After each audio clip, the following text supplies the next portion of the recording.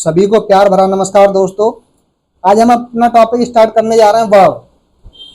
तो वर्ब ऐसा नहीं है कि हम अपने दैनिक क्रियाकलाप करते हैं वही वर्ब्स होते हैं। वर्ब क्या है? एक वर्ब अपने आप में एक ऐसा वर्ड है जो कई चीज़ों को एक्सप्रेस करता है।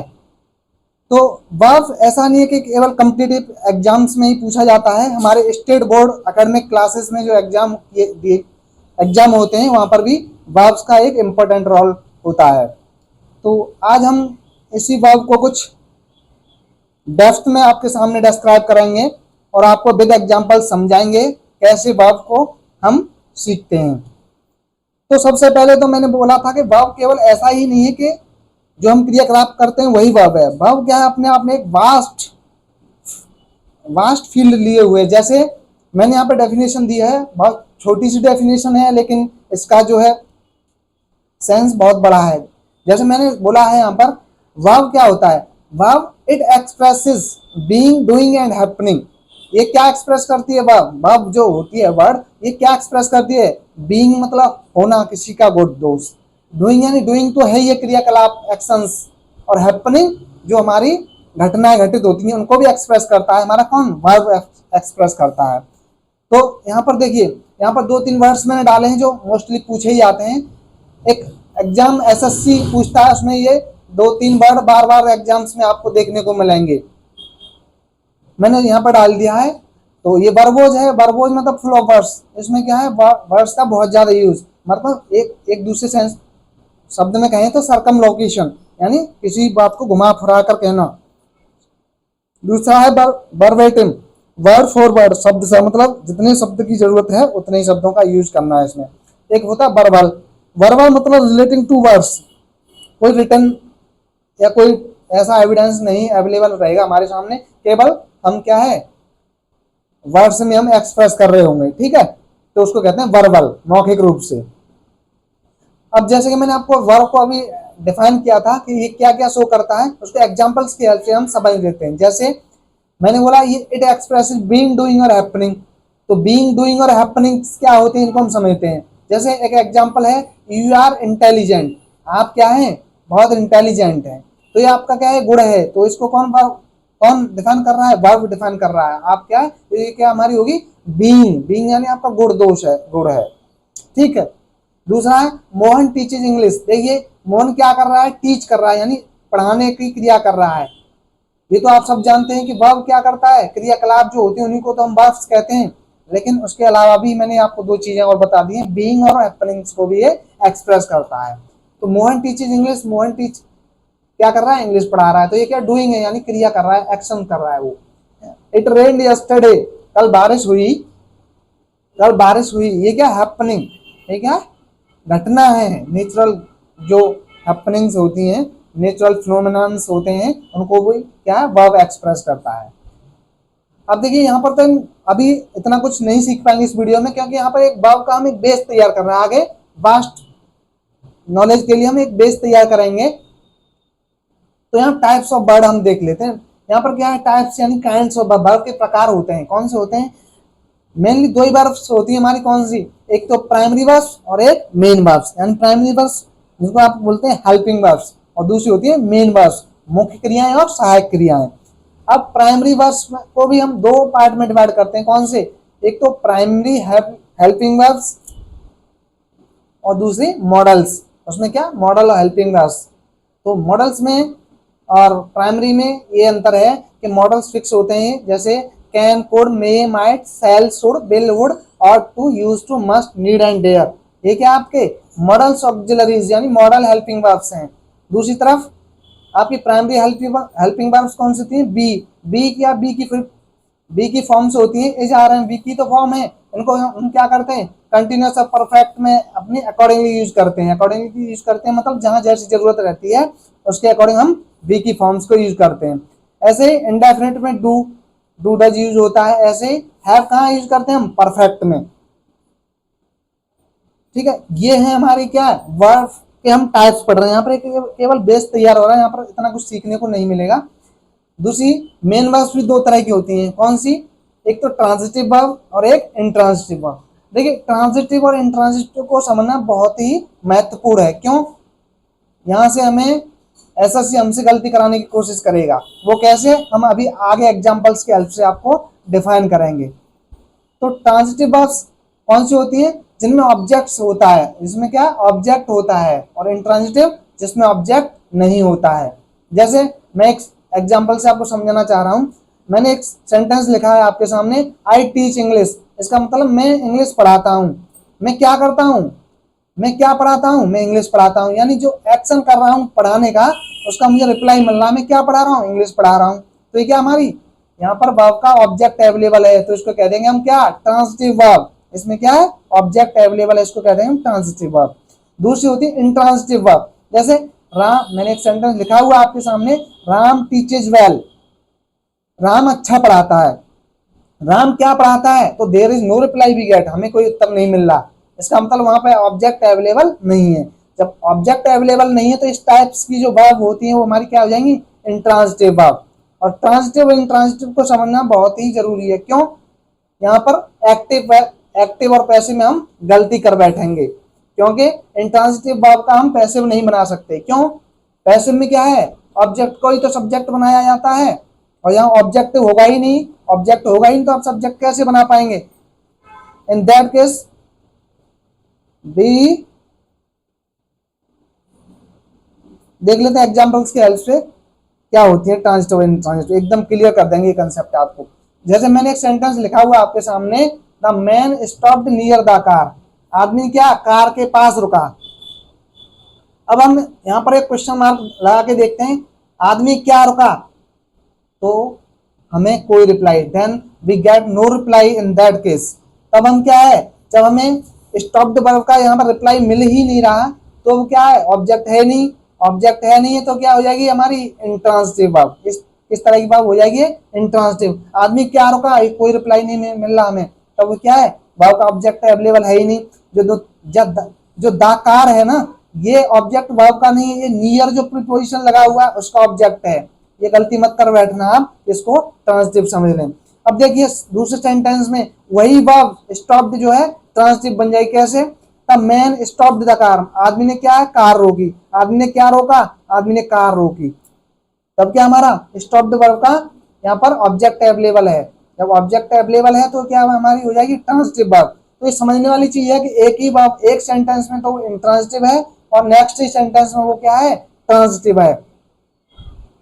इसमें ऐसे थर्ड वन देखिए, they have spread the news. उन्होंने क्या कर दिया, न्यूज को फैला दिया, खबर को फैला दिया। तो यहां पर हम देखेंगे दे स्प्रेड व्हाट, उन्होंने क्या फैला दिया, उन्होंने न्यूज को फैला दिया। यानी हमें व्हाट का रिप्लाई मिल रहा है। व्हाट का रिप्लाई मिलेगा तो हमारा क्या है, ऑब्जेक्ट अवेलेबल है। जब वर्ब का ऑब्जेक्ट अवेलेबल है तो वो क्या हो जाएगी, ट्रांजिटिव वर्ब। अब देखिए सेकंड फोर्थ वन में, the news has spread everywhere. खबर क्या, चारों तरफ फैल गई। खबर चारों तरफ फैल गई। अब यहां पर देखिए स्प्रेड वर्ब का कोई ऑब्जेक्ट अवेलेबल है, खबर क्या फैल गई, तो हमें क्या, कोई रिप्लाई नहीं मिला, हमें कोई उत्तर नहीं मिल रहा, तब क्या हमारी ये इंट्रांजिटिव वर्ब हो जाएगी। नेक्स्ट वन देखिए, children fly kites on Sunday. बच्चे क्या, पतंग उड़ाते हैं संडे को। बच्चे क्या उड़ाते हैं, बच्चे पतंग उड़ाते हैं। तो यहाँ पर क्या का रिप्लाई मिल रहा है हमें, ये हो जाएगी हमारी ट्रांजिटिव वर्ब। यानी फ्लाई वर्ब का ऑब्जेक्ट काइट्स है। काइट्स क्या उड़ा रहे हैं, बच्चे पतंग उड़ा रहे हैं, तब क्या है, ट्रांजिटिव वर्ब। अब देखिए नेक्स्ट ही सेंटेंस में ये आपकी जो फ्लाई वर्ब है ना, ये इंट्रांजिटिव बन जाएगी। कैसे, देख लेते हैं नेक्स्ट।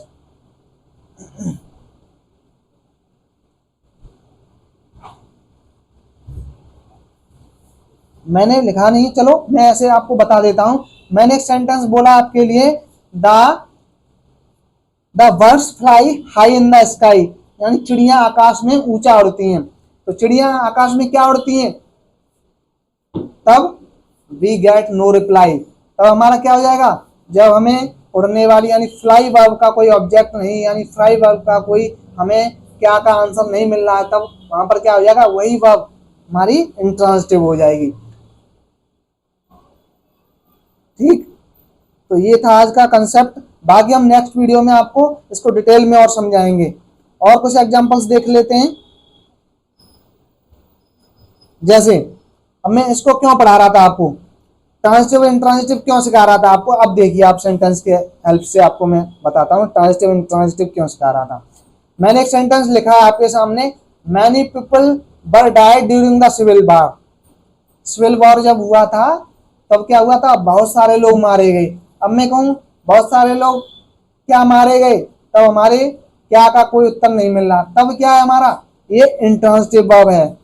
इंट्रांजिटिव वर्ब है, मैंने बताया था इंट्रांजिटिव वर्ब का पैसिव नहीं बना सकते।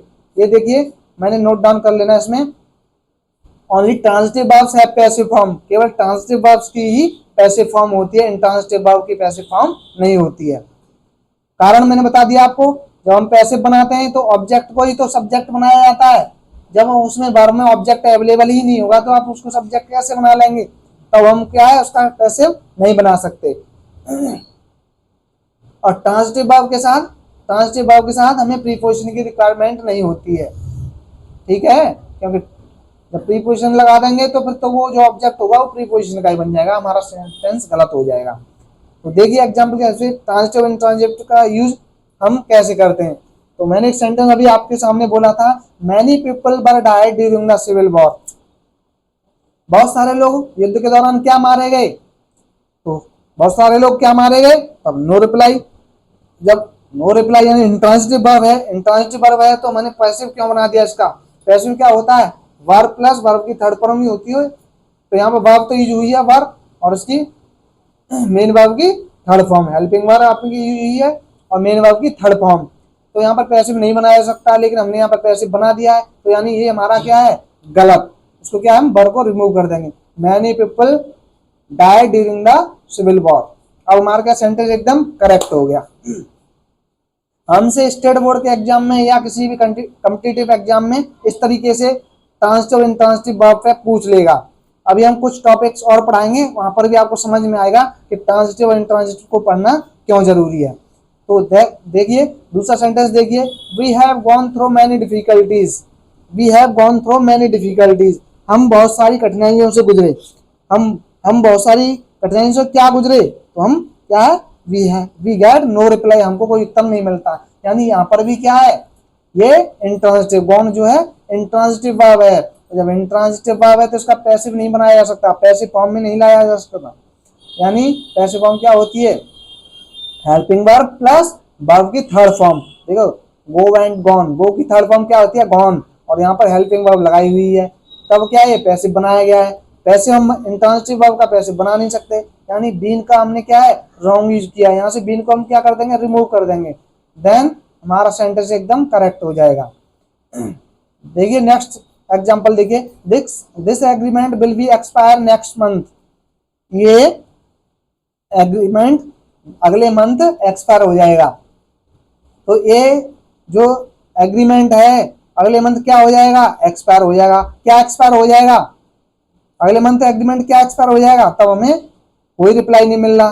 जब कोई रिप्लाई नहीं मिल रहा तो हमने इसका यानी इंट्रांजिटिव वर्ब है, फिर इंट्रांजिटिव वर्ब है तो हमने इसका पैसिव कैसे बना दिया, ये तो गलत है। तो हम क्या करेंगे, इसका पैसिव नहीं बना सकते, तब हम क्या करेंगे, यहाँ से बी को रिमूव कर देंगे, बी को रिमूव कर देंगे। This agreement will expire next month, अब हो गया ये एकदम सिंपल सेंटेंस। अब आगे देखिए, it is happened once in 100 years, ये 100 साल में एक बार घटित होता है, ये 100 साल में एक बार घटित होता है। तो अब देखिए ये 100 साल में क्या घटित होता है, तो हमें क्या नो रिप्लाई मिलना था, यानी इंट्रांजिटिव वर्ब है। यहाँ पर इंट्रांजिटिव वर्ब है तो इसका हमने पैसिव कैसे बना दिया है, हेल्पिंग वर्ब और वर्ब की थर्ड फॉर्म। इसमें हमने पैसिव कैसे बना दिया, इसका मतलब हमने अपना सेंटेंस रॉन्ग कर दिया। इसको सही कैसे करेंगे हम, यहाँ से क्या है हेल्प। अब देखिए यहाँ पर हम पढ़ाएंगे अभी आपको, यहाँ पर क्या फ्रीक्वेंट यूज है। 100 साल में एक बार कोई घटना घटित हो रही है, यानी अगले 100 साल में भी वो एक बार घटित होगी, अगले 100 साल में भी एक बार घटित होगी, यानी वो घटना बार बार घटित हो रही है। तो ये फ्रीक्वेंट एक्शन है कोई, है ना। फ्रीक्वेंट एक्शन हमेशा प्रेजेंट इंडेफिनिट में यूज किए जाते हैं। कहाँ होता है, वहां पर प्रेजेंट इंडेफिनिट टेंस का यूज होता है। ये पढ़ाएंगे अभी आपको टेंसेस पढ़ाएंगे, तब सारी चीजें डिटेल में एक्सप्लेन कराएंगे। तो हाल फिलहाल में इतना समझ लीजिए। यहाँ से हम क्या है, वर्ब की थर्ड फॉर्म रिमूव करेंगे क्योंकि इसका पैसिव नहीं बनाया जा सकता। तब क्या हो जाएगा, it happens once in 100 year, ये क्या है 100 साल में एक बार घटित होता है। दे स्ट्रेस ऑन डिसिप्लिन, वे किस पर जोर देते हैं, वो डिसिप्लिन यानी अनुशासन पर जोर देते हैं, अनुशासन को वो ठीक रखना चाहते हैं। तब देखिए हमने अभी क्या होता है, they stress what, they stress discipline, यानी ये तो क्या है हमारी ट्रांसिटिव वर्ब है। अब ट्रांसिटिव वर्ब है तो ये प्रीपोजिशन का यूज क्यों किया गया है, मैंने अभी बताया था आपको, ये देखिए मैंने क्या बताया था, transitive prepositions not required with transitive verb, क्योंकि ट्रांसिटिव वर्ब के साथ अगर हम प्रीपोजिशन यूज कर लेंगे तब क्या होगा, जो ट्रांसिटिव वर्ब का जो ऑब्जेक्ट है ना वो क्या बन जाएगा, उस प्रीपोजिशन का ऑब्जेक्ट बन जाएगा, तब हमारा सेंटेंस गलत हो जाएगा। तब हम क्या करेंगे, यहाँ से ऑन को रिमूव कर देंगे, ऑन को रिमूव कर देंगे। दे स्ट्रेस डिसिप्लिन, वो क्या अनुशासन पे जोर देते हैं। We shall demand for protection, हम डिमांड करेंगे किसके लिए, प्रोटेक्शन के लिए। हम क्या डिमांड करेंगे, प्रोटेक्शन की डिमांड करेंगे। हमारी मांग क्या है, प्रोटेक्शन, सुरक्षा। जब हमारी मांग सुरक्षा है यानी डिमांड जो वर्ब है उसका ऑब्जेक्ट क्या है, प्रोटेक्शन। प्रोटेक्शन जब उसका ऑब्जेक्ट है तो यहाँ पर फोर प्रीपोजिशन क्यों लगाया हुआ है, जब फोर प्रीपोजिशन लगा देंगे तो ये प्रोटेक्शन जो है फोर प्रीपोजिशन का ही ऑब्जेक्ट बन जाएगा और हमारा सेंटेंस गलत हो जाएगा। क्यों कि डिमांड हमारी ट्रांसिटिव वर्ब है, ट्रांसिटिव वर्ब है तो उसका ऑब्जेक्ट है होना चाहिए, जब ऑब्जेक्ट नहीं होगा तो क्या सेंटेंस गलत हो जाएगा। तो हम क्या करेंगे, यहाँ से प्रीपोजिशन फोर जो प्रीपोजिशन है उसको रिमूव कर देंगे, तब हमारा सेंटेंस हो जाएगा we shall demand protection. Next sentence देखिए, they have qualified in the exam, उन्होंने क्या क्वालिफाई किया, एग्जाम क्वालिफाई किया, यानी हमारी क्या है ट्रांसिटिव वर्ब है, हमें रिप्लाई मिल रहा है ना, उन्होंने क्या क्वालिफाई किया, उन्होंने एग्जाम क्वालिफाई किया। तो हमारी ट्रांसिटिव वर्ब है यानी क्वालिफाई जो वर्ब है उसका हमें ऑब्जेक्ट द एग्जाम मिल रहा है, तो फिर यहाँ पर इन प्रीपोजिशन का यूज क्यों किया गया है, जब इन प्रीपोजिशन का हम यूज कर लेंगे तो द एग्जाम तो उस इन प्रीपोजिशन का ही ऑब्जेक्ट बन जाएगा, तब क्या है उस केस में हमारा सेंटेंस गलत हो जाएगा। यहाँ से क्या करेंगे, हम इनको रिमूव कर देंगे तो हमारा सेंटेंस एकदम करेक्ट हो जाएगा। देखिए नेक्स्ट वन देखिए, we shall explain about the matter, हम क्या एक्सप्लेन करेंगे, क्या किस चीज का वर्णन करेंगे, मामले का वर्णन। हम क्या है एक्सप्लेन द मैटर, जो बात है जो मैटर है उसका हम एक्सप्लेन करेंगे, उस मामले को विस्तार से रखेंगे। तो इसका मैं कहूँ कि हम क्या एक्सप्लेन करेंगे, हम मैटर को एक्सप्लेन करेंगे, तब क्या एक्सप्लेन वर्ब का जो ऑब्जेक्ट है वो क्या बन जाएगा, द मैटर। फिर अबाउट जो प्रीपोजिशन लगाया हुआ है ये क्यों लगाया हुआ है, अगर अबाउट का हम यूज करते हैं तो ये दो जब द मैटर है वो अबाउट प्रीपोजिशन का ऑब्जेक्ट बन जाएगा, तब हमारा सेंटेंस क्या है गलत हो जाएगा। उस केस में हम क्या करेंगे, अबाउट को रिमूव कर देंगे, अबाउट को हम क्या कर देंगे, रिमूव कर देंगे, तब हमारा सेंटेंस एकदम करेक्ट हो जाएगा। तो आज के लिए इतना काफी है, मिलते हैं नेक्स्ट वीडियो में। थैंक्स फॉर वॉचिंग, चैनल को लाइक सब्सक्राइब और शेयर करना ना भूलें, बने रहिए हमारे साथ इसी तरह के वीडियो और पाने के लिए। धन्यवाद।